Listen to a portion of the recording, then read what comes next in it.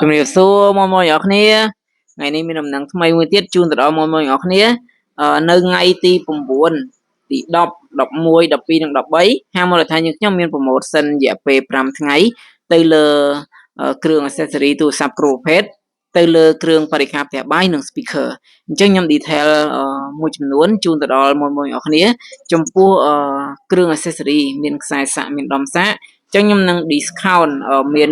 30% និង 50% ទៅលើប្រភេទខ្សែសាក់និងដុំសាក់អញ្ចឹង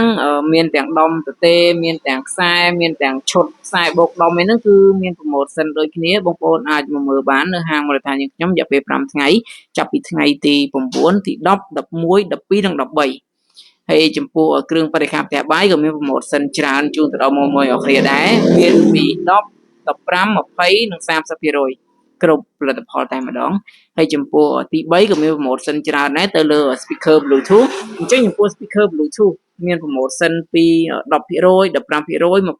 ហូតដល់ 50% តាមបណ្ដែល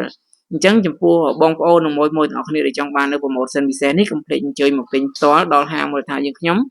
រយៈពេលមានតែ5ថ្ងៃប៉ុណ្ណោះនៅថ្ងៃទី9ទី10 11 12និង13អរគុណច្រើនបាយបាយ